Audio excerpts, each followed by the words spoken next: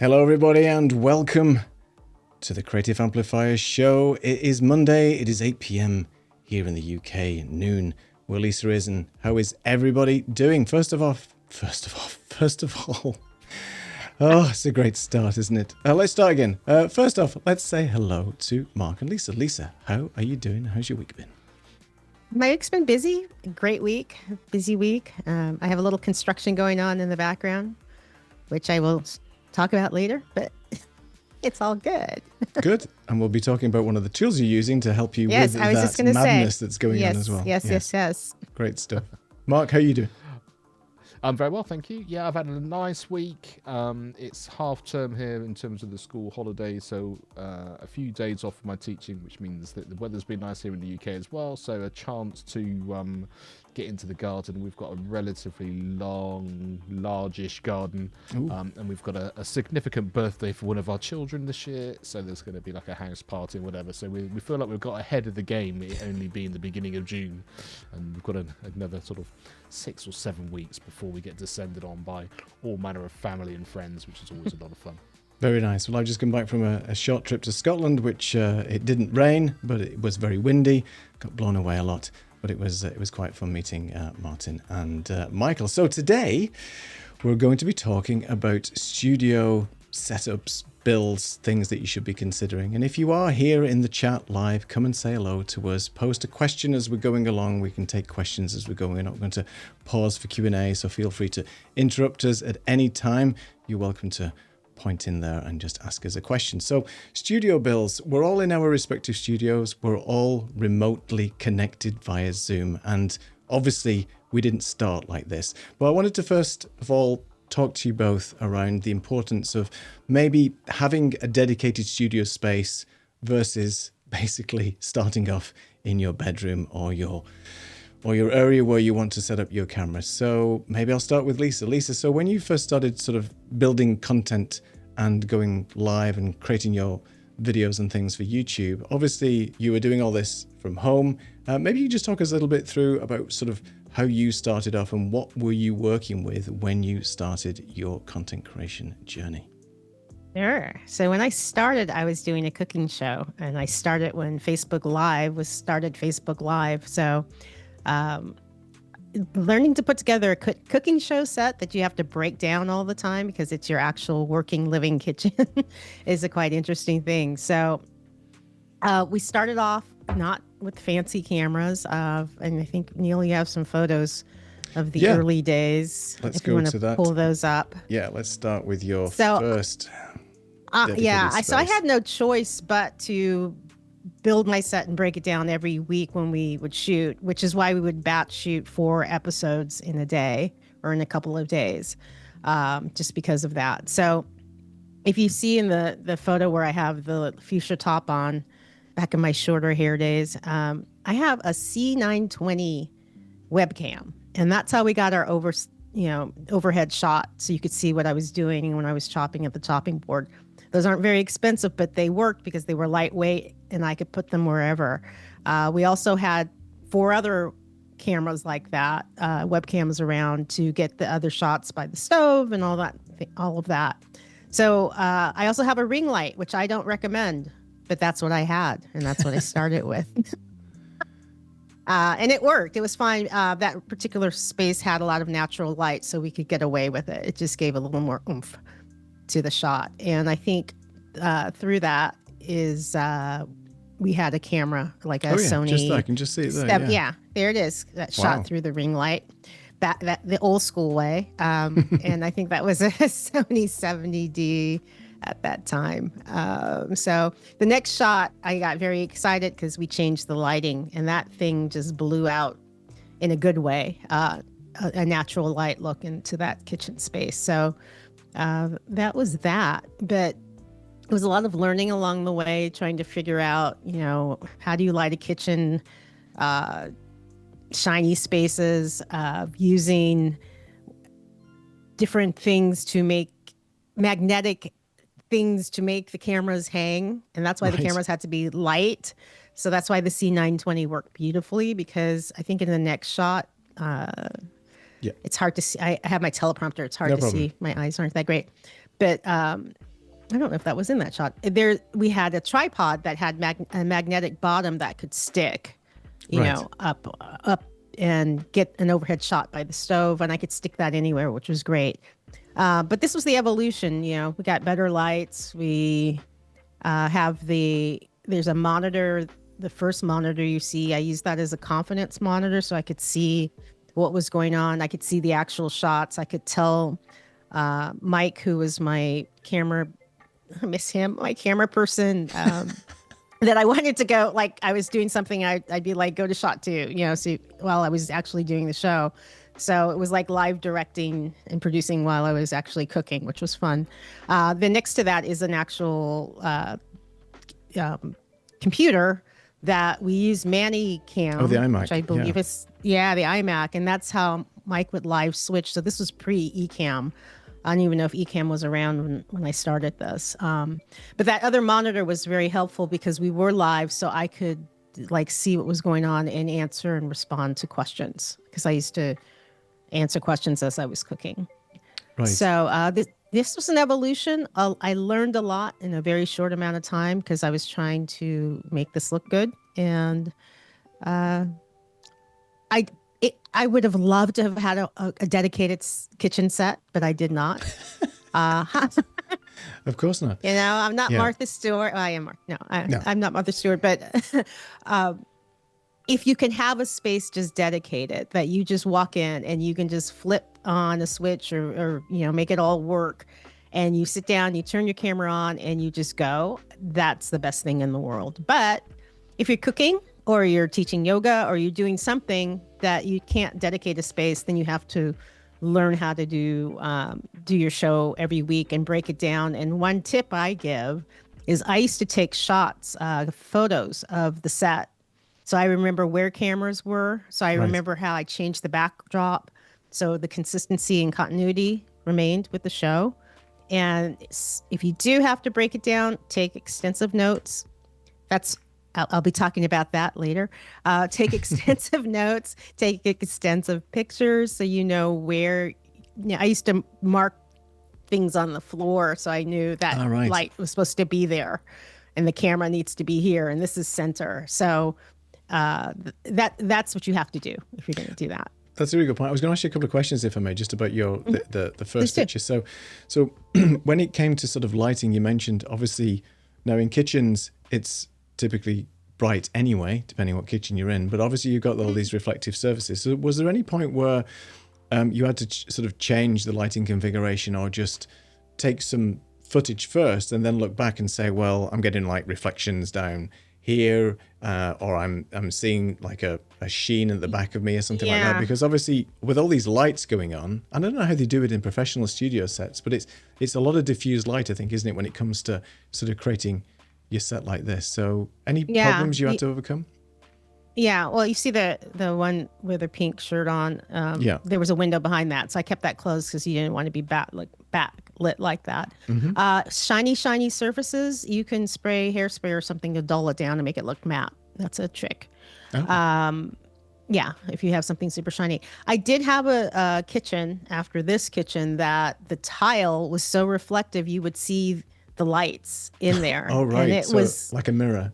It was horrible to shoot in. And so that was challenging. So again, I recommend taking screenshots or taking video and really looking, get critical and look at, if you're doing something like this, even if you're not doing something like this, check your background, make sure there's not a Coke can or, yes, something sitting in the back. So I always take a snapshot so I know everything is clean in the way it should be. Especially if you're doing multiple shots and things, right? Multiple takes. Because you said you were batch shooting. I'm going to ask you a question about that in a second. But when it comes back to rebuilding that studio, from the ground up again. You want it to look similar to last time, so you can have some consistency with your show, right? Exactly. And it just makes your workflow easier if you have to go that route. You want to do that. So right. You had another question, you say? Yeah. So what was my now I've just lost my train of thought. What was my question? You were talking about batch shooting? Oh, yeah. Shooting. So thank you. So for batch shooting like a podcast or a show that I do, or reviews, it's fine. Just get the gear in, just do that. Mark has guests on. We'll talk about that later. But for you have to, you're cooking different things. So for recipes, do you decide that the recipes have some common ingredients so you don't have to sort of start? So, okay. So you went crazy and just decided to cook things completely different. And what was the time frame for that? How long did you spend batch recording in your studio environment? On a good day, I could get 3 videos out that were probably 8 to 10 minutes long. Because after you get a system down, you know what I'm saying? Right. So the other thing is that you have to remember to shoot the stills for your thumbnails and for a blog post. So that's a whole other different lighting set. So sometimes after I had finished the finished dish, we have to run and go over somewhere else and shoot that still. So I would have it. Otherwise, you're pulling a still from a video, which I never really loved doing. Yeah. Although now with all the different tools we have, it's not as difficult. But even batching, because with my podcasts, I'll do the interview first, and I'll batch the intro that I do after the interview, because that allows me to write what the interview was about. If I try to script it out beforehand, I'm going to miss all the juiciness of it. You know what I'm saying? So, and that applied, I think that applied with the videos for cooking also is sometimes we would shoot and then I at the end go back and talk about something. Sure. So it's a lot of it's planning. It's just planning. I think that's in the important part. And for audio, for you, because obviously you're in a kitchen, it's reflective. It's not the most treated room in the world. What was your sort of microphone of choice when you first started off in your studio? Was it a lavalier? This is pre Rode, all the cute DJI Rode things they had. Yeah. If I had that, I would have been like so happy. But I had kind of old school, like if I was on a TV set, I had the thing, remote on my back. Oh, right. Okay. So at least it was wireless. It was not. I was wired up through my shirt, and it was like I was on it's like what they used to do on television. Right. There wasn't a wireless thing at that time for me to use, so we had to go source that, and it worked. It was fine. Yeah. The sound was always fine. I didn't have booms and all that because that would get in the way of the shot. Well, yeah, because you're moving around as well, and then you've got a cameraman. I mean, fortunately, you have got somebody who's following you. But that's a difficult thing. The coordination of not bumping into each other, not getting the lens all fogged up or steamed up. If you, I mean, there's lots of things to consider.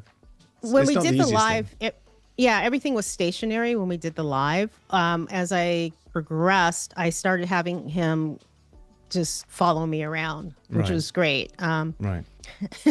I could be like, come in closer and just, I'm stirring this or whatever. So different iterations and learning a lot. And all of this has applied to any other thing I've done, be it just sitting down like this. There's something I've taken, and nothing's wasted. So I think we have a final shot as well of when obviously the camera was a better quality. You're getting more depth of field now in this particular shot, and obviously the things are looking different. But again, I noticed now you've got a reflector here when you got a light bouncing off it. So, but it's an evolution, and it's a really nice way of showing how over time you just started off with whatever you had available to you, decided to do probably one of the most complicated sort of video shoots, being a cooking show. It's not the easiest thing to get right in the best of times, especially parts. And obviously you had a very successful channel based on cooking, and this was all around the pandemic time anyway, isn't it? This is pre-pandemic. Before it all kicked off. So which is interesting. And over what period of time then, from when you first started the initial studio setup to what we're seeing now, what time period was that roughly? 2 years, I guess. 2 years, okay. Yeah, not that long, because I kept wanting to improve and improve and improve it, Right. And you do start to sort of think about what you're shooting and what works for you. Because when you first start off, like anything else, you've got this basic equipment. You're not sure what it's going to look like anyway. And then more importantly, how is it going to make you feel, and how are you going to get on with actually operating it? Because the worst thing in the world is having to have something that is not very good in terms of either setup, inconsistency. You have to keep playing with it. It doesn't work properly. All these sort of technical issues that just get in the way of you being you and creating what you want to create. So I think there's a lot to be said for taking your time with looking at what's there. But if you have nothing to start with, as we've all begun in our sort of humble beginnings with our little studio rooms, whatever it is, then I think it's important to just take stock of what you have and then increment over time. And that, that 1% better every time you do it. Like, even if it's something little, tiny, it doesn't have to be any big major thing. That 1%, it adds up. And then suddenly you're like, oh, I like what I have. This is great. So, well, it's wonderful to see the evolution. If you've got any questions for Lisa or any of us during this, let us know. We do have a couple of comments. I'm just going to go to the comments. And Saeed has joined us. Thank you for joining us, Saeed. And first of all, a question for you, Mark. Will all of Mark's parties be live streamed? That's the big question, Mark. So are you planning to do a live stream to the family? Like a closed sort of, private session? That's quite fun, isn't it? I quite like that idea. Whether my family would like that, it's another matter. Well, they don't have to know, do they? That's what secret camera filming is all about, isn't it? Maybe don't tell them. And then we can just watch it. Yes, Your Honor. Saeed also says that working from a corner of my bedroom from a long period, thanks to camera cropping, nobody notices. And that's a good point. You can have a complete mess around you and you wouldn't even know. And having just worked on a sort of a little studio build last week where, and no disrespect to Michael, he said himself, he's got a lot of stuff around. You don't see that when the camera is pointing at him. And that's just what it's all about. It's whatever makes you feel good and whether you can sort of, work in that environment. And we have one more quick comment from the master himself, King George the First. Hi, George. Hey, George. Thank you so much for joining us. It's really nice to see you here. Yes. So any other parting words of wisdom on your set, Lisa? Any things you can think of that sort of, was there one piece of tech that let you down that you had to sort of really sort of fix quickly and say, I'm not working with this? Manicam. Okay. I so said what was Manicam for people who because it would glitch, and then all the cameras you had set, because some of the cameras you had to turn them around to get the shot or do it within the program to make the shot look the right direction. If it glitched, it would cause a camera to go out, and then we had to reset all the cameras. And that happened a couple of times live. So I got to the point, we always had that one shot that Sony cam that it wasn't going to go anywhere. So I could just go there and talk amongst ourselves while Mike would run around and get the cameras going again. And then go back to, it was bad. It was bad. So, your software is just as important as your physical tech and tools. So definitely make sure that's on point for whatever you're doing, because that'll slow your flow down. And one of our future live shows will be looking at all the different types of tools and in particular software that's out there that can be used for either your live streams or your recorded content. So stay tuned for that. But thank you. Yeah, Manicam. Never heard of it, and I don't think I ever want to play with it. Is it still around, by the way? Or does it exist? I don't know. I don't know, because it was around Wirecast, Manicam, and OBS was around too, obviously at that point, probably before that. But that was the only way to really have multiple cameras and, hopefully get a show out. If it works. If it works. We have a nice comment from Saeed, basically saying all the Gen Z kids will never understand back in the day when we had to use a C920. I mean, it's true, right? What is a C920? I'd have to actually look that up, actually. But yeah, that was the camera. That was the webcam everybody recommended, and Yeah, and Saeed, all the tools, yes, even the ones with 3 letters. Shh. Yes, we're going to be talking about everything. Don't worry about it. We'll include that as well. All right. So next up is the evolution that is Mark Taylor. Mark, take it away. Tell us where you want to start with your, because obviously you started podcasting to start off with, right? Before you moved into the video side of things. So maybe if I just ask a question first, where did you sort of create all your podcasts then? Was this in your spare bedroom, or tell us all about it? Yeah, so let me trying to think. So when I started podcasting, all of the kids were still living at home. So we had less spare space. And I think I did, depending on who was where, sort of move around the house a little bit and what time of day it was. If I was recording people in the States, then of course it was late at night. People might have gone to bed and I was then doing it downstairs. If it was during the day, I'd be upstairs. But the great thing was that with a little bit of kind of beginner training, I sort of knew that having a decent dynamic mic, having it sort of held sort of close up, and just sort of knowing what I was trying to create, I could actually do it with pretty much the same sort of audio across the board. So I didn't the moving around didn't make too much difference. I mean, most of the rooms had carpet, there's curtains, or the rooms aren't too big and there weren't too many sort of shiny surfaces and that kind of thing. So that, and actually being able to sort of have a microphone that I could keep nice and close to, and also because it was audio only, I'd literally use Skype to go on screen to say hello and have that sort of introduction, and then because of bandwidth and internet and that kind of thing, we'd then just go audio only. So it didn't actually matter. I could literally just have my microphone stuck right in front of my mouth, no one knew, and it was all about the sound that I wanted to create in the best possible way, rather than having all the extra things that became an issue obviously once you started then introducing video. And how did you sort of prep your family to say, look, I'm recording a podcast, could you just like keep it down in the back or something? Because obviously if you're in the room, it's difficult, especially if you're doing a live recording, because then you might have to do a retake if there was some noise. Did that ever become a problem, or how do you deal with that? Not really. I think because if it was during the day, the kids were often obviously going to be at school, so that's less of an issue. My wife was probably working as well. I think I started sort of coordinating days that people would know that Tuesdays were going to be my recording days, and I'd have sort of set times.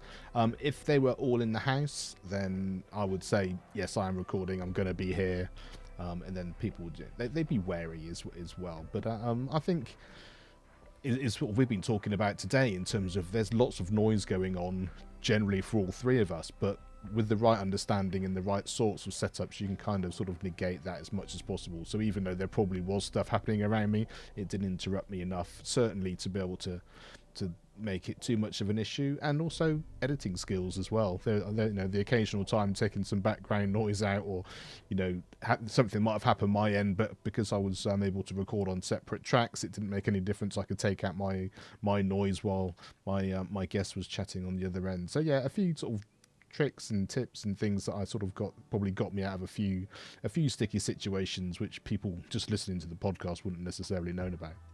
Yeah, and I guess that just comes from experience, right? When you're first starting a podcast and you get some glitches, or there might be something that you have to take out, you either have to go and do some searches, or just work out yourself how to basically edit that. And there's a lot of people who are just starting off with a podcast or the content creation journey, then that might seem daunting. So back in the day when we didn't have AI, basically it was a bit more manual to be able to sort of go in and sort of make those edits. But nowadays there's lots of tools that can help specifically with that workflow and so on. And I think also, just going slightly off topic for 1 minute, I really like playing tennis.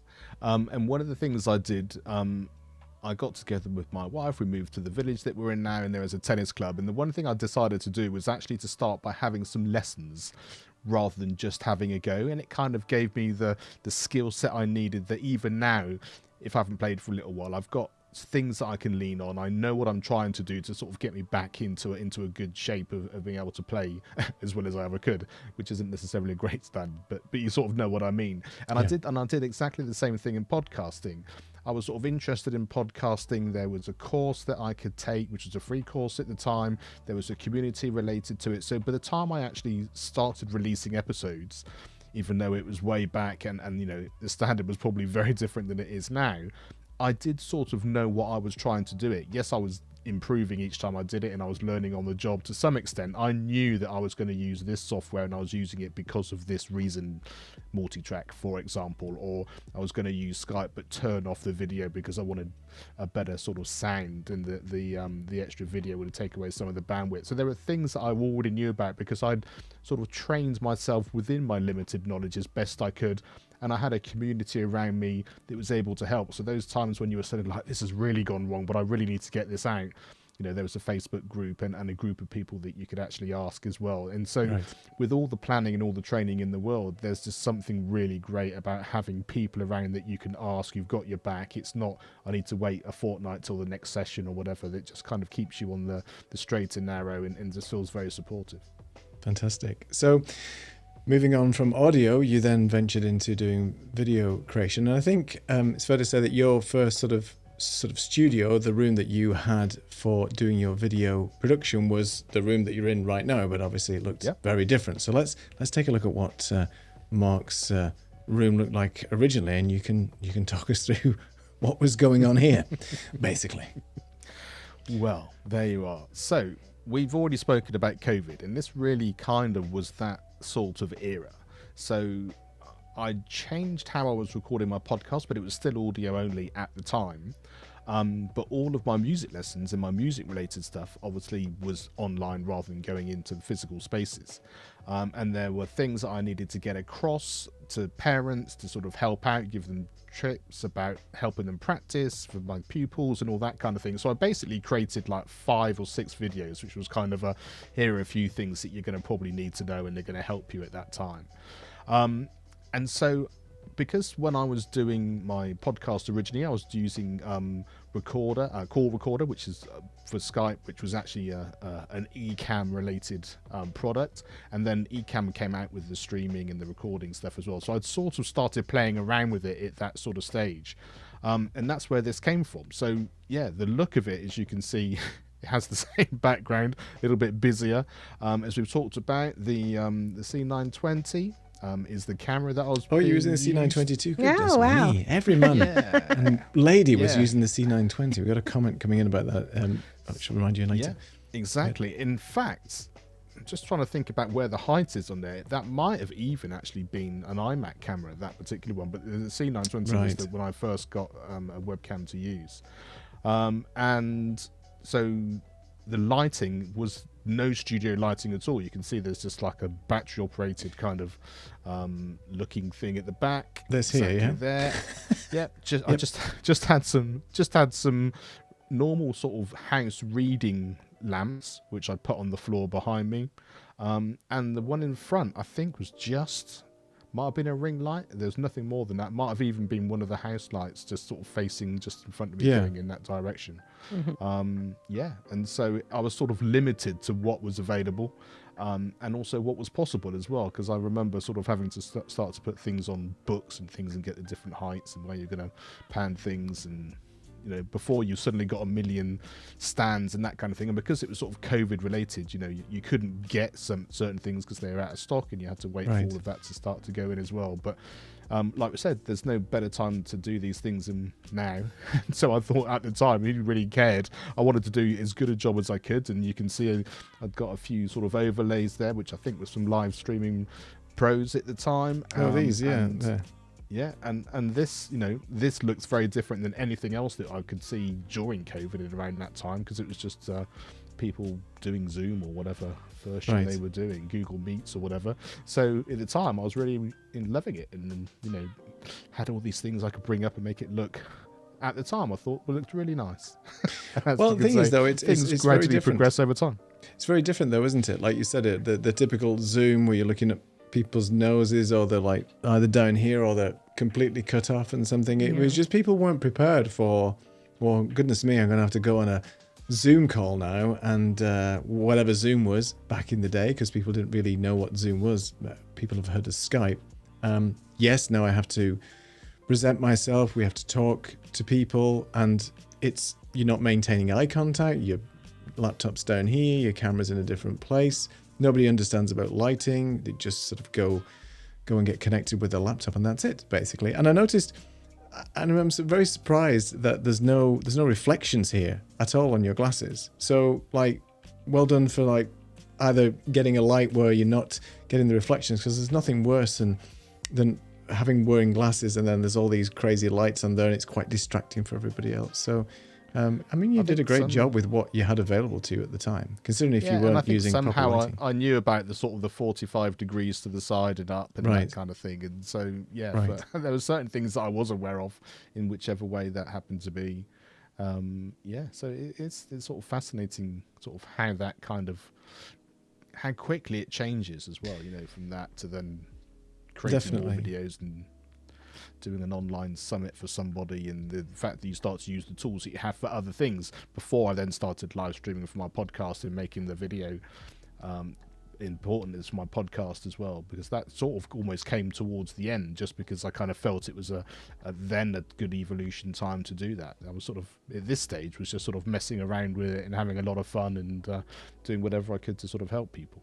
And that's the main thing, right? If it's enjoyable what you're doing, it doesn't really matter too much about what it looks like. That just gets better over time. And I just want to do a quick compare and contrast. So this is Mark how he was, and this is Mark now. So I mean, it's just amazing the difference: a camera, lighting, placement, and just all these things that you've learned over time that can make a huge difference and an impact in that. I mean, it's just amazing to see the changes. So talk us through maybe a little bit about your workflow now. So there's a couple of things that you may not be able to live without when it comes to doing your sort of day-to-day podcasting. And for people who have joined us, a couple of new people on the show today, those are people who are here that don't know about you and sort of what you've created over time. Just let people know about your podcast and how you actually get that working now. Yeah, so the podcast started at the end of 2016. And the first tool that I realized was worth every penny and its weight in gold was Calendly, so that I could actually schedule and book guests. Because when I first started the podcast, I had half a dozen people who were kind of friends or people acquaintances who agreed to come on the show, and then you have that email bounce, kind of, okay, when are you free? I've got a couple of days next week I can do, and I can do 10 o'clock. Oh no, I can't do 10 o'clock. I'll do 11. I can't do that now. And I was like, I can't be doing this because this is part of my working week. It's not part of everything. And so I looked around for various tools, and Calendly was the one that kind of fitted the bill. It wasn't overly priced. It was I needed something simple that I could make work really well, and because I've sort of got 3 parts to my career. I'm still a working performing musician. I've got my sort of music educator kind of hat that I do within that as well, and then I've got the podcasting and all that, which I sort of do now. So they sort of fit into sort of 3 sort of camps equally now. And so I needed to sort of have different diaries for different things, and I needed to make sure that they talked to each other when they needed to and that sort of thing. But I didn't want it to be so complicated. I needed to spend weeks and weeks kind of working it out as if I was my own PA with various things as well. And this is the one that I came on, and so it just absolutely revolutionized my life. It's like I need to spend an hour every few months, and I literally say I'm going to be recording on this day at these times for however long I wanted to set it up, either into the future indefinitely, or I normally do it sort of 3 months out, and it might be Mondays between this time and this time. I was able to fit it between doing school runs and other bits of work that I had, and then that was it. All I then needed to do was just to create the link, send it to the people that were then getting in touch about being a guest, and then it would all just happen. I was able to get them to fill out various fields so that I had their bios, maybe some artwork, pictures, information about their websites, whatever it is they wanted to talk about as well. And it was all in Calendly, so I can just bring it all up. Helps me when I'm then doing the interview. I've obviously scheduled it, so I know I'm going to be doing it, and also it's there for me when I needed to do the show notes and all the stuff post-interview as well. So yeah, it's a tool that works really well for me. There's other versions around, but this one kind of really sort of fitted in the slot, did everything I wanted it to do without it being too complicated at the time. Yeah, it's a great tool. I mean, I discovered it a couple of years ago as well, because I was in the same position, this back and forth, and it's fine if you're in a corporate environment where you connect via Outlook and Exchange and you can see other people's calendars and stuff, but yeah, trying to schedule something like guests and stuff, nightmare. So yeah, Calendly is great. And just talk about the other one that you use on a regular basis for your podcast syndication, I guess. the other tool, so Captivate is the tool that I use for my hosting. Originally, it was called Podcast Websites, and the reason that I went for it was that it was set up by Mark Asquith, who's actually a Brit, and the idea of it was the fact that it was a WordPress website and the hosting sort of fitted around it. So I was like, great, I'm starting out. I want a website. I can have it as an all-in-one kind of package, and you could actually create the website you wanted, and it was sort of revolutionary kind of at the time, and it was someone that I was able to sort of relate to because they were a Brit, and it was just the right time at the right place. And Captivate is the same company. It's just that they sort of move from the sort of the website. The website is the kind of the real focus to the actual properly hosting it themselves, using this new tool, which was Captivate. And they now all talk to each other as well. So the website talks to Captivate and the hosting, and it all works seamlessly. And so there I can do all my show notes. You can use it for a booking service as well now these days. It's where I do everything related to the podcast, and it's the greatest tool recently is the fact it's now got an AI component. So that's, as much as anything, saved lots of time in terms of being able to do your show notes, create title ideas and all that sort of stuff. And like with any AI, it needs a little bit of tweaking and then make sure that you look over it, but it's a real game changer from a time point of view, which I think for so many of us, if you're time poor when you're putting a lot of content together, it's been really fantastic. And I forgot to ask you a very quick question about your original podcast setup. So what was the microphone that you used when you originally started? Originally, and I still use it, not day to day, but I've got two of them because I also wanted to be able to do some remote things as well. I've got an ATR 2100. I think I'm not sure they exist anymore. I think it's a 2100X now. Is that an Audio Technica? And, yeah. And it sounds fantastic. It sounds really good. I think it was definitely less than £100. And I knew that because my podcast is an education related one, I'll probably be going to conferences and events and that kind of thing. So I bought two of them, and I bought a Zoom H4, I think I've got. And I knew that way I could use it as an interface, or I could just plug them, because they're USB as well, straight into my computer. But it also meant if I was going to go to an event, I had a recording device as well, which I could plug the mics to. And it was brilliant. I did lots of live things like that. And the only reason I actually changed microphones before I got to meet you guys and started learning much more about all those sorts of things is because I got bought this Rode one here. I got bought as a birthday present for my kids, which is fantastic, and I love it. It has a great sound. But I wasn't looking to upgrade from a sound point of view. It was because that original ATR 2100 actually still sounds great and did sound great, and I really enjoyed it. And I think one of the things about microphones is they don't really get worse over time. And there's not that many technological advances with microphones. They're pretty basic in terms of how they're constructed. And I think, the microphones that I've got here, this has been, 1960s it first came out, something like that, the SN7B or something crazy. So, there's a lot of tech that's still going strong and people still use today. So, what's the old adage? If it ain't broke, don't fix it. You don't necessarily have to upgrade everything all the time. It's a really interesting point, that, because I also talk about getting another microphone just because I can, and it would mix things up. But it's kind of buying what you need. I mean, if you've got loads of money to buy whatever you like, then that's one thing. But I went down the route of what is it that's actually going to help me now. So actually having a mobile wireless mic that I could use with my phone or my laptop meant that opened up a different way of recording as and when I needed to do it. And also the fact I didn't always want to have a microphone here, because I'm not always podcast recording. If I'm on a Zoom meeting or I want to have a conversation with someone, I still want the sound to be great, but I don't necessarily need to sort of have this sort of microphone this close in that kind of way. And relatively recently I bought the Rode Interview Pro. We'd used them on one of our live shows when we were together in Boston, and that was a game changer in terms of going to events, because being able to record in 32-bit float and having it just with me and just literally being able to just sort of hand it over, it was really good. No wires, nothing to worry about, and that gave me an added advantage on what I had already. So while I'd love to maybe go and get a different Shure mic and those sorts of things, which would be really great to have because they're really lovely mics, I don't actually need it in terms of what I'm doing. So that sort of comes further down the line if you've got other things that you want to improve within the studio.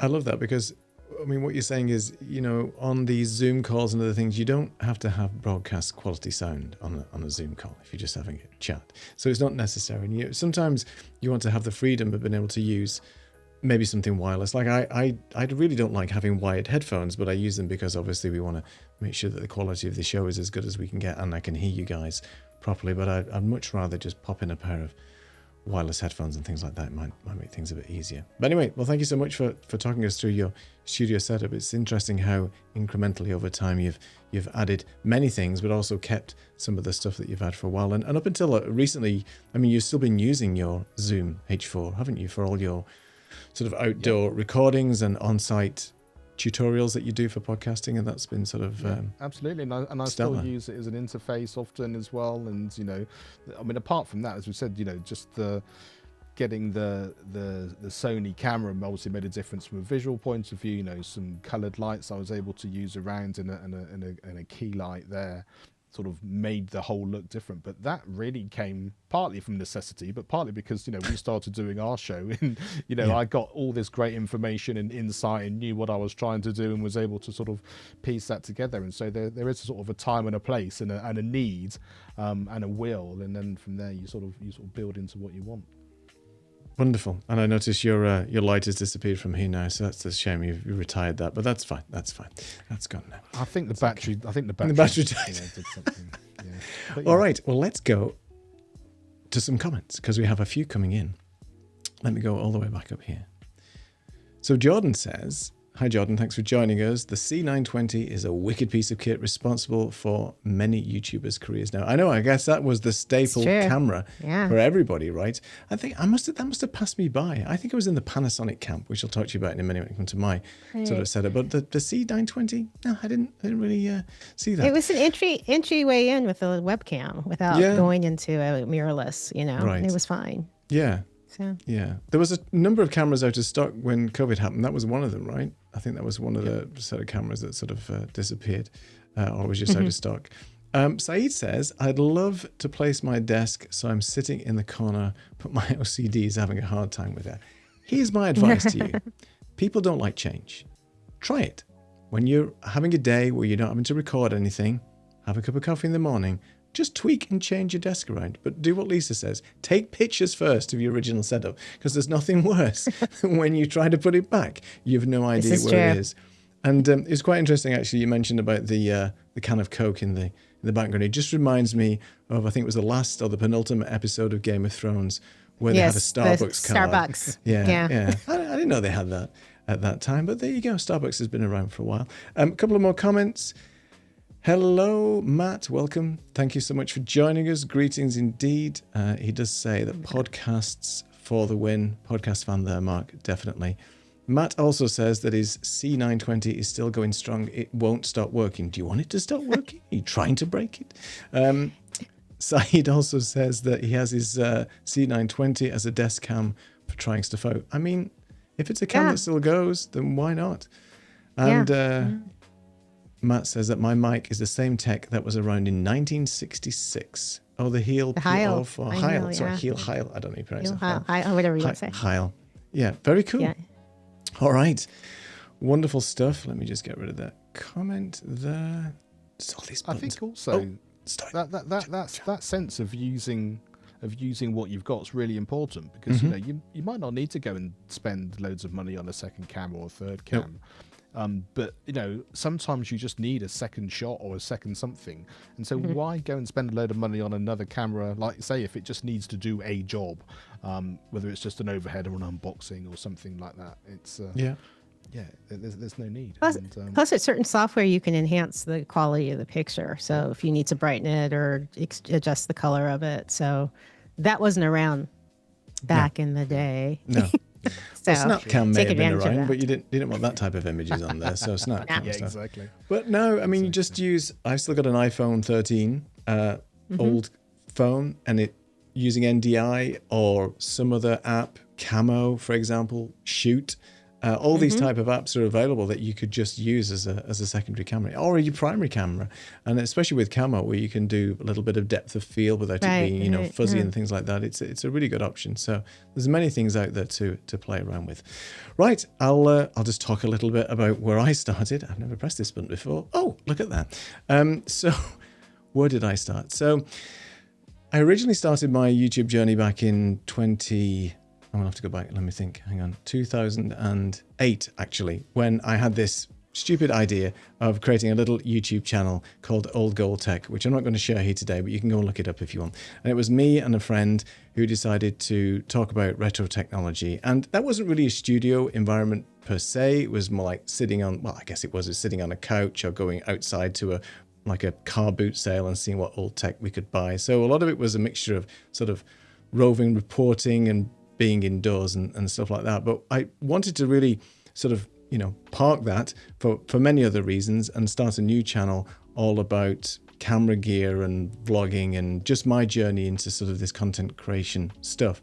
So my sort of setup really started with me just working in my spare room in the house, which was my office at the time because I was doing IT consultancy. So I was doing a lot of work from home remotely, but also it was doubling as a studio. So one side was my sort of desk area with a monitor, and then I just flip round and have a camera set up. So let me just go to the present piece and I kind of remember where my stuff is now. So this is my setup, and I don't know who that guy is, but that was me back in the day. And the only thing I had available to me was, from a lighting perspective, was one small light, similar to what you had, Lisa, that little square light, the one that took the battery on the back. So that was my first original setup. And down here, this orange hue light and the Smurf in the corner was all Philips Hue. The dreaded Philips Hue lights that we tell everybody not to use, because what do Philips Hue lights do? They flicker. They flicker, because they're not good. They're not good video lights. So unfortunately, there was a lot of flickering going on. But the camera that I was shooting this on, I'd invested and saved up and bought a Panasonic GH4. So that was my first ever camera. So it was a Micro Four Thirds camera. So it wasn't full frame. It wasn't APS-C.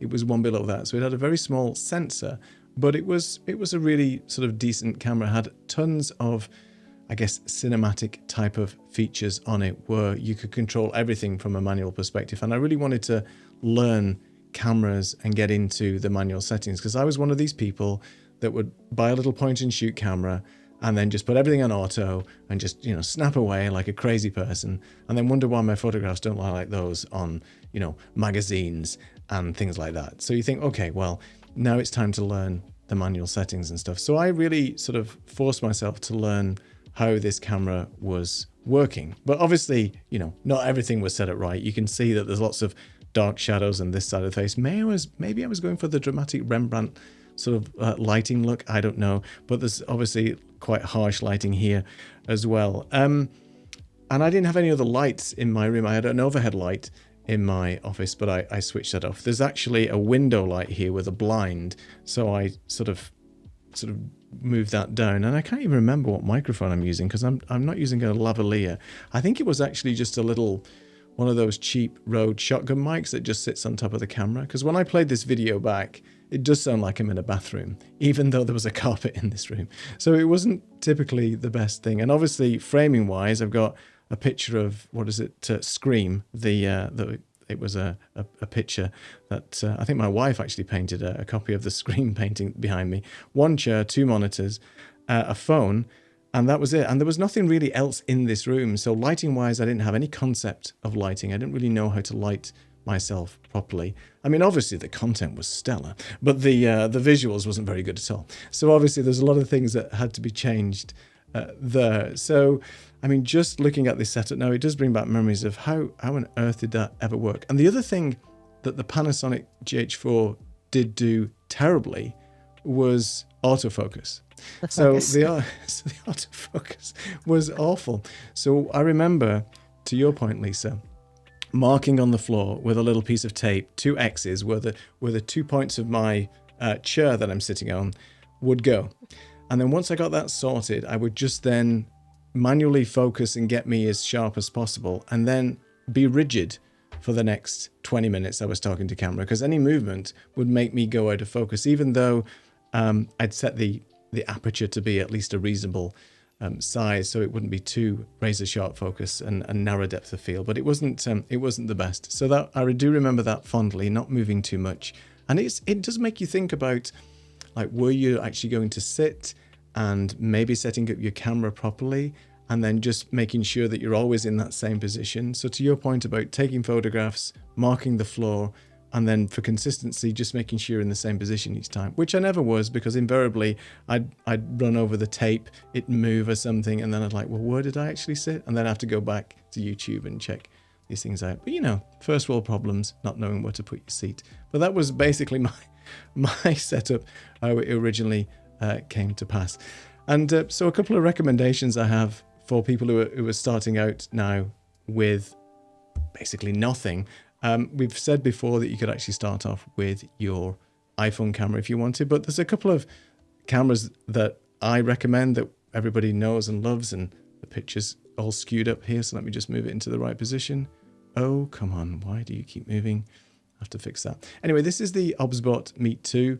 It's the next to the cheapest OBSBot camera. They have a Meet SE, I think. They keep on coming out with cameras, and it's a bit confusing. But this is the OBSBot Meet 2. I think it was retailing for around $100 or something like that. And it's a really good high-quality 4K webcam, and it is literally plug and play. You just plug in the USB-C on the back, as you can see. It's on my laptop. I actually have a better picture here if I just get rid of this and put this one here. So the camera's actually mounted here just on top of the laptop, and this is just a basic little studio setup I'd worked out for doing a LinkedIn Live course, but I just wanted to show you that the basic setup, this whole kit just with this camera here and this light, which I think is $60. This microphone is $50, I think, and then the Stream Deck. But at the basic level, I could light up this particular setup with one light, a little bit of window light here coming in. Just be careful if it changes, because you're going to have different lighting changes on your face. But overall, it was a really, really basic setup, and this is what I'd recommend to anybody get now who's just starting off. Even if you just get the Meet 2 camera, it's pretty good with what available light you've got, and it's going to look a whole lot better than the webcam that you get on most laptops. Even the newer Mac laptops are okay, but they're still, I don't think, as good as a dedicated webcam. Even I think the C920 would probably give the MacBook camera a run for its money. Even today, I think it would even still look pretty reasonable with some decent lighting. So anyway, that's where I sort of started with my setup, and people have so much choice now. I think it's amazing how much choice you do have with what's available to you in terms of cameras and things like that. So let me just go back to the comments before we move on to our next thing. Right, so Saeed says, any suggestions for a behind-the-scenes cam that doesn't involve 50 meters of USB cables, which is a lot in feet? If you've got a phone, and I think it supports Android and iPhone, then have you thought about just buying the app, which is NDIX camera, which is basically getting your video image over your Wi-Fi, no wires at all. And if you just want to hang it up to one side, if you've got a fully charged battery, then you can bring an NDI feed into OBS without a problem. So I think that would be one option, unless you guys have got other options. I think like the OBSBot camera's got one cable, but obviously you still need to cable it. Even cameras that use power over Ethernet, like the Tail Air and the Tail 2, all require some form of cabling. But if you want to have something that's completely wireless, then maybe your phone is an option. Or you could go for the more expensive OBSBot, which has got a battery in it, like the Tail Air has got a battery and it's NDI. So you could mount that and not have any cables for a while. It depends as well. He's got some more comments. He says the rectangle desk mat on the round table is killing me. I know. In that shot that we had before, I didn't have a round desk mat. Sorry, I think he's referring to this. It's a square or an oblong desk mat on a round table. It's all I had, Saeed. It's all I had. I should have just cropped in here, and maybe then you wouldn't maybe not have noticed. But yeah, yes. So I can see your pain. Go ahead. Do you have a still of what that looked like from the recording behind? Yes. We're sort of seeing your setup looking forward. Have you got the reverse of that? Oh, the reverse of my original. You mean of this? Oh, you mean the one with the studio setup? You mean this one? Yeah. So that was for your LinkedIn Live. Yeah, I do have some. I don't have it available, but I can post it somewhere. No, I was just wondering whether maybe we could stick it on Instagram or put it in Substack, and people can see what that looks like. I can show you. The other side. Yeah. I'll just get rid of the square mat though, just for Saeed's sanity more than anything. Yeah. So he also said that he wants to put something fixed in the corner of the room. No spur phone. Ooh, well, I think it would be like an OBSBot or something. I'm just trying to think of. There's a couple of other. HubSpot's probably the best bet. Yeah, there is a Nearstream, but that's not a battery on that, so you'd have to put a USB on there or something. He also says he doesn't trust people who set any device on presets or auto mode. Well, yeah, you wouldn't have hired me as a wedding photographer back in the day. I'd be like, oh yes, auto, everybody looks great. But there you go. All right, let's. I can't believe it's nearly 9 o'clock already. So the other thing we were just gonna talk about real quick is that things you should consider in your studio environment and sort of various things in terms of what can we, if we just picked one thing right now, putting everybody on the spot, what was the one thing that changed your environment to make things look or sound a whole lot better? What was the thing that you added that sort of really made a difference to your video? I'll start with, I'll let you guys think about it. So the one thing that made a big difference for me is lighting. So just having a softbox light just really elevated how it looked in terms of me being more sort of front and center, giving me much more flattering light on my face compared to sort of harsh lighting, which I had these little small LED lights, as I mentioned. And it took me a while to figure that out. I watched a lot of videos and experimented with how the look and feel was based on what it was looking like in camera. Because I don't know about you, when you're filming yourself, the actual end result, when you play it back, is not always what you think it looks like in your mind. So it's always nice to see a playback of what it looks like to everybody else who you're going to be posting on and posting to your specific channels than just watching in a confidence monitor, because it doesn't always give you the right sort of view, especially if your confidence monitor doesn't have the right color temperature, and you could be, have a lot of different color shifts and things like that, which I've seen before. Mark, do you have one thing that you could... Yeah, so mine's going to be lighting as well, and mine are the Godox lights I've got behind me, mainly because I wanted to have a bit of colour. I wanted the option for the colours to change, so even now you can probably see I can actually change the lighting as we go. Yep. And so whatever colour you need, whether it's branding, so that sort of yellowy colour is sort of branded to my podcast, but then we used it differently when we were doing our show, and so I love those. They're not massively expensive, and to have that, and even the light that's just on the floor behind me is relatively bright, just to get a little bit of sort of highlight on the white wood, but I can change the colour of that as well as in when I want to. So yeah, that was the main thing, just to give a little bit of perspective, a little bit of difference, and to be able to have some control over the colour and a little bit more sort of depth to what was available. Very good. Lisa? I'd have to say the Stream Deck for me, because not only does it work if you're using Ecamm or whatever program you're using to do live switching, but just your basic workflow. And I didn't mention one of my favorites is Notion as far as workflow. Yeah. So I have all of my things I love, which is, if I were to recommend 3, it would be Notion, Descript, and Riverside. And I can just on my, Stream Deck, just bop around and get to where I need to get, have, do lighting, do all kinds of things with it, which is great. So Stream Deck definitely changed everything. I do wish I had the pedal back in the day when I was doing my cooking show, because I could have been, pressing and changing scenes while I was cooking. I could have been fun, but Stream Deck is my call. Good call. Yeah. Good call. Right. So speaking of tools and things like that, we have a new section with no music. It's called Tool of the Week. And it's whatever we think has been helpful.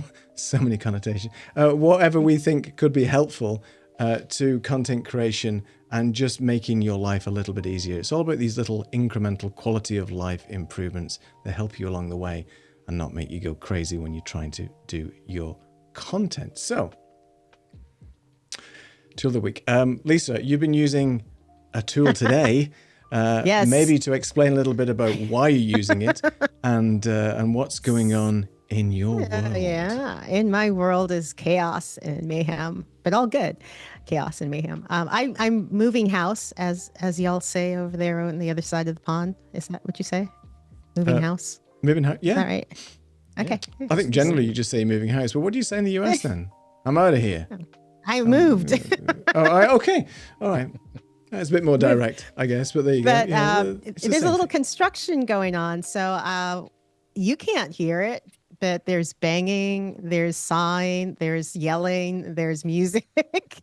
And so thank heavens for Crisp, KRISP, that it basically takes away all the background noise, so you can still do your show, guys. Yeah. Otherwise, you would have heard all the construction and everything going on. And Crisp is just a plugin, isn't it? It's available a plugin, for, yeah. Is it Windows and Mac? I can't remember. I think it's Windows and Mac. It's good. It goes across Zoom. It goes across Facebook. It goes across different platforms. Works. I have Ecamm running right now, so since we're on Zoom and Ecamm, it's all working for me fine. There's an app that can be downloaded on your phone as well as to desktop, which is great. Cool. And I turned it off, but it will take notes and, do recordings of everything. So you have that. But my main purpose was so you didn't have to hear my construction, my madness, my mayhem. All good. Wonderful. All right. Mark, do you have something that you've been playing with or something that's the tool of the week for you that you could impart your knowledge on our wonderful listeners? Yeah, so my first one was going to be Neil, but then we'll assume that we'll move on. I don't have that. But I'm pumped. No, where's that? Yeah. I can't you play can't play it. No. I've been called. But I'm gonna. Yeah, exactly. I'm gonna say. Oh yes.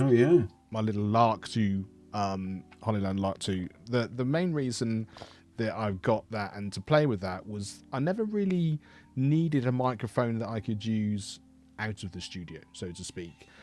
Because if I was doing stuff on the move, I'd just use my mobile. I wouldn't even have anything plugged in. It'd literally just sort of be face to camera. And then I'd had a few things that I wanted to do outside, and I ended up then taking my Zoom H4 and plugging in a couple of cables and using a normal microphone, and it just got a bit ridiculous when I was trying to walk around trying to do all these things. It did work, but it was a real kind of workaround. And so I was then looking for a wireless microphone that just made life easy, and that was the one. And I can literally just plug it into the bottom of my phone, and then it's wireless. And then the little microphone that you can either put on is a magnet. It's got a little sort of string necklace, which works really well, especially if you're putting it on and off other people. You can plug it into your laptop and you can do it. I've recorded directly into there as well. Fantastic. And it was on a deal. So it was the best package they've got with all those different versions of stuff.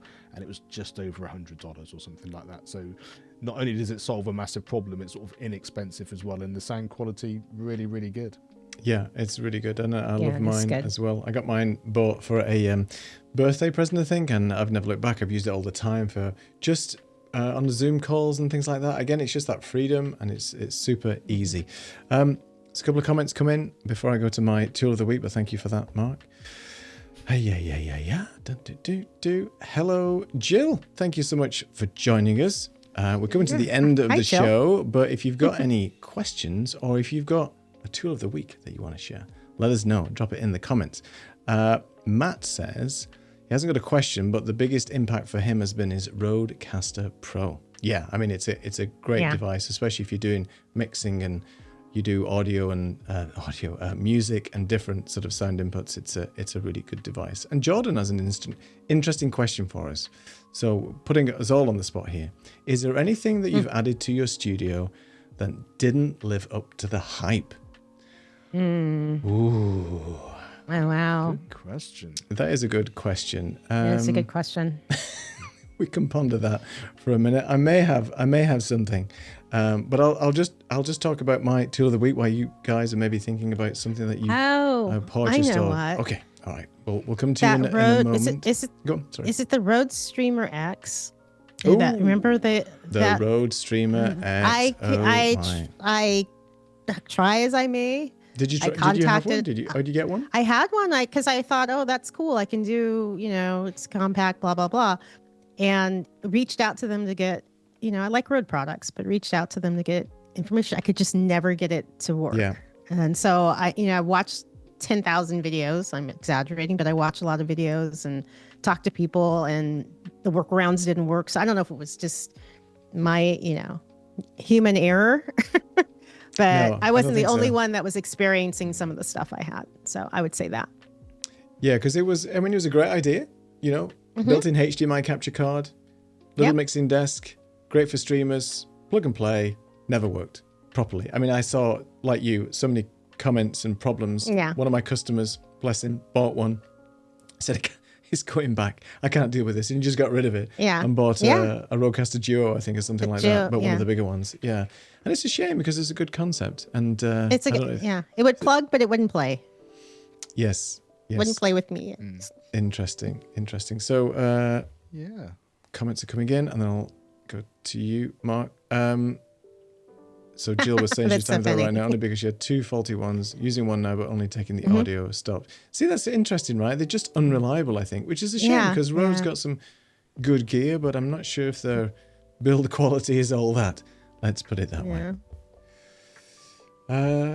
I can't remember if I've come to you as not Mark. I'm all over the place now. I've been sort of sidetracked by questions. So anyway, Mark, up to you. I was gonna say, following on from Jordan's you guys probably don't know Jordan, but Jordan is someone who I know because he's done videos and does editing for my podcast and various things. So he's someone from my world. Wonderful. And does a fantastic job. But I take the Apple approach to gear, which is I wait and see what everyone starts to develop, and in this particular world I wait and see what the two of you use and works very well and you've worked out how it works, and then I decide to buy it after that, knowing that I can set it up, I know the gear works, and I've got friends in high places who can help me use it.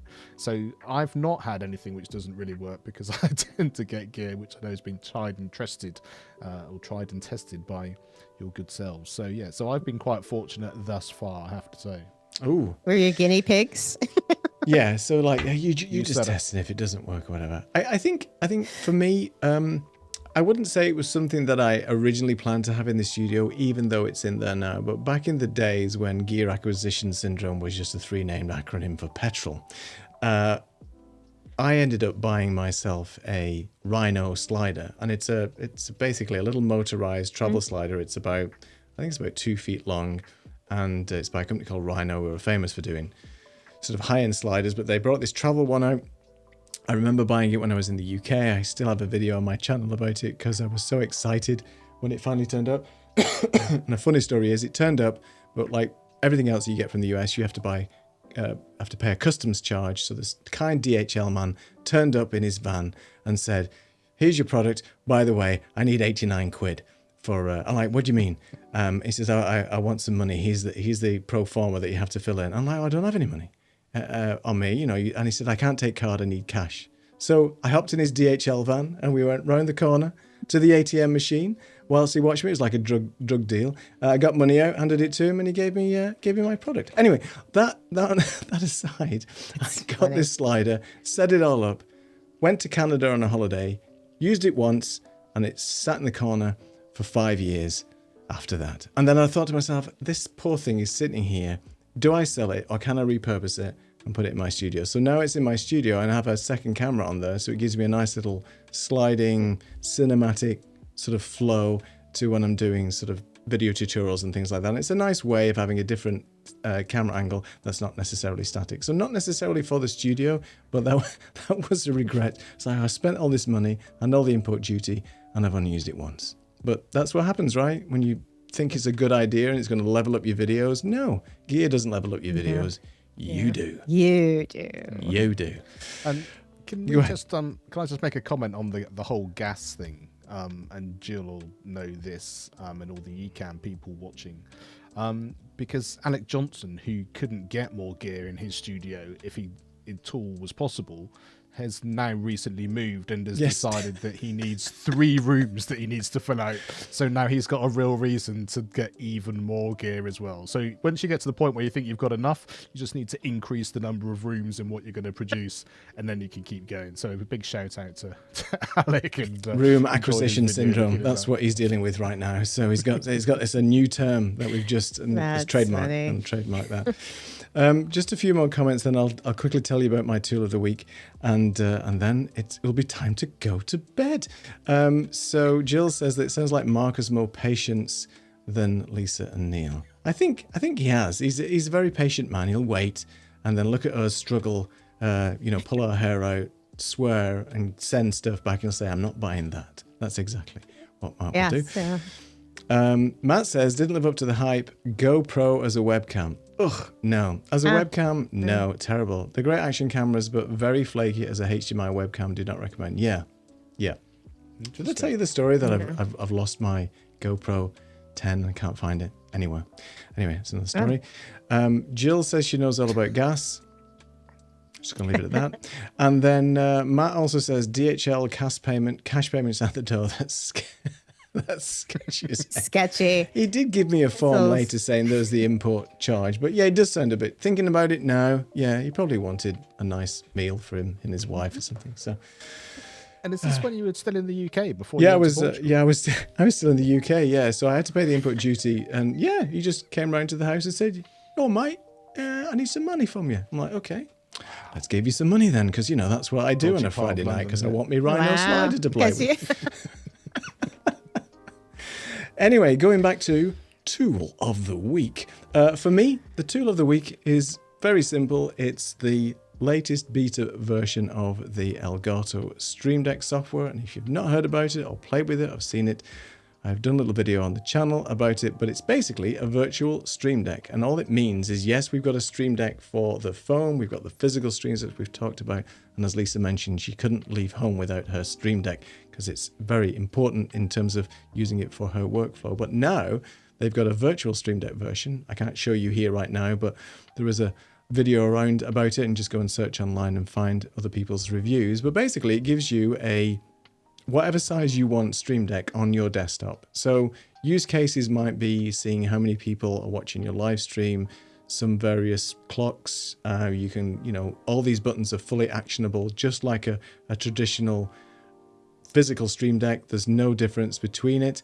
The good thing is that you can have multiple ones all over every desktop that you have. You can color code them, you can change the shape of them, the size of them, and so on. You can have very small keys, large keys, whatever you want. So I think it's a really useful addition. The only caveat is you have to have a physical Stream Deck to be able to even open and use a virtual Stream Deck. And I got a few comments on my channel saying, well, that's a dumb idea. Why don't they just let me pay for it instead? Because you can pay for a mobile Stream Deck app to use with the Stream Deck application. But for this virtual Stream Deck, you have to have any one of the physical Stream Decks. And I think a pedal. If you've got a pedal, you could use it. And I think it's just from a licensing perspective. They don't want you to pay for it, but they sort of do want you to pay for it because they're asking you to buy a physical Stream Deck. Madness. But that's the way it is. But that's, yeah. Anyway, that's my tool of the week. All right. Let me just see if there's any other questions and comments. It's been a fun show today. Some music for that. Sorry, I know we need to get tool. We need some big drums or something, Mark. Tool of the week. So Saeed says, I heard you need to connect the Stream Deck every 30 days. What? That's an interesting point, Saeed. I did not know that about the virtual Stream Deck. Madness. Balmy. And Jill says the only time she used her GoPros as webcams was for fun behind-the-scenes cameras at hockey games, but had to have it plugged in to power 24/7. Yes. So, Saeed, don't use a GoPro, even though it's a battery. I don't think it even does any sort of NDI or HDMI stuff anyway. It does HDMI, but not NDI. I think for Saeed, I think we all recommend an OBSBot of some kind. And you can get an OBSBot with a battery in it, which has got NDI, but you need to buy the NDI license, which is another pain, and that's $100 from OBSBot if you need to buy an NDI license. I would just go and buy an old phone or something, or repurpose something else. Is there anything else you could use as a There's an overhead webcam. I'm just thinking. Yeah, you might have to repurpose your... The wireless thing is the thing. Yeah, it has to be wireless, that's all. Well, what is the camera? It just blinked. Continuity camera. Yeah, on the phone. Your phone will allow you to do that, correct? Right. I don't think he's got a spare phone, though, unfortunately. I think he's looking for like a brand new sort of device of some kind. There are lots of, there's lots of IP webcams out there, but you still need to plug them in some way, shape or form. I think you'll just need something with a battery. Let us know if you find something. Yeah. Interested to know what you have. Yeah.